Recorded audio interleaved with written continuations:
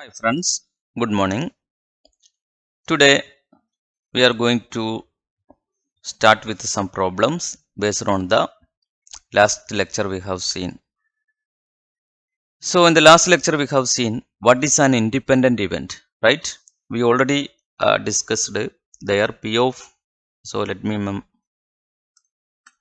memorize what we have studied. P of E intersection F, that we already said, that is P of E intersection F divided by P of F, and this P of E intersection F, that is equal to P of F into P of E intersection F, right?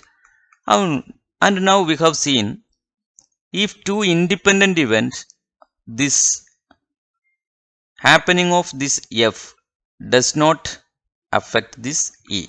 That means P of E intersection F is equal to P of E. So for an independent event, P of E intersection F is equal to P of F into P of E. If this condition fulfill, then we can say that is an independent event. Okay. Alright. The first question is, a die is thrown.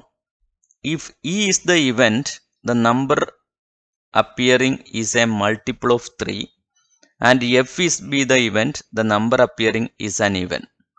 Then find E and F are independent. So what is the sample space? Even, right? So the number appearing, a die is thrown. Die we have 6 possibilities. Okay, numbered from 1 to 6. So sample space is 1, and E is defined as number appearing is a multiple of 3. What are the multiple of 3? 3 and 6. And F is an event, that is the number appearing is even. What are even numbers from the sample space? That is 2, 4, 6. What is E intersection F? That is 6. Alright, what is P of E? P of E is 2 by 6. That is 1 by 3. What is P of F? That is 3 by 6. That is 1 by 2. Now what is P of E intersection F? That is only 1 by 6. That is, if you find P of E into P of F, right? What's the result? That is 1 by 3 into 1 by 2. 1 by 3 into 1 by 2, you have 1 by 6. And what is P of E intersection F? Only one element intersection. That is 1 by 6. So as P of E intersection F is equal to P of E into P of F, that will fulfill the condition of independent event, right? So these are independent events. Alright. Now let us go to another question. An unbiased die is thrown twice, right? So we already know there are 36 members in the sample space, right? What are the sample space? First may come 1, so 1 1 1 2 1 3 etc. 1 6. Similarly, next one is 2 1 2 2 2 3 etc. 2 6. Next one is 6 1. So 3 1 3 2, that all I am not writing all. 6 1 6 2 etc. 6 6. So we have 6 rows with 6 column, that means 6 into 6, that is 36 possible outcome. Alright. Now A be the odd number on the first throw. So A is defined as odd number on the first throw, and B is odd number on the second throw, right? What are the possible outcomes from this? Alright. So see, out of this odd number on the first throw means P of A. I am taking that as A. So this is fully odd. And the third row, that is fully odd. And the sixth row, right? Not first row, third row, and then fifth row. That all starting with odd members. So 18 members we have out of this 36. That is 1 by 2. Similarly, P of B.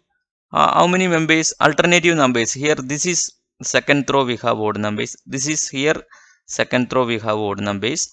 And the 1 5 members. Okay, 1 5, that also we have. So in each row we have 3 members.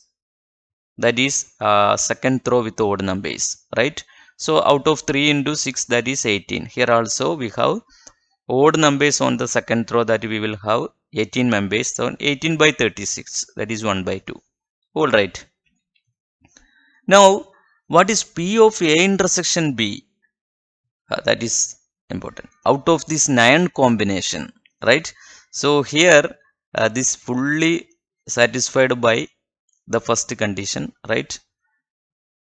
The first row fully that is happening of A, and the third row and then fifth row. These all we have identified as happening of A. And out of these alternative members, out of these 3 is happening of B. Here also 3 is happening of B. Here also 3 means happening of B, right? All right.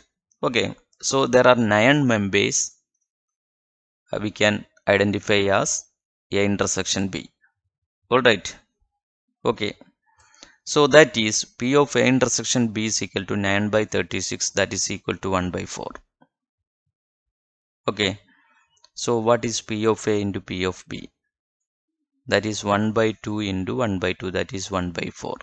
What is P of A intersection B? That is 1 by 4. That means P of A intersection B is equal to P of A into P of B.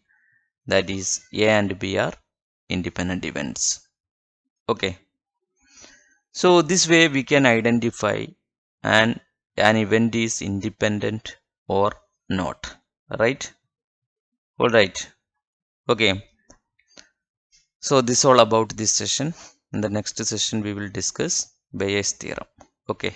Thank you.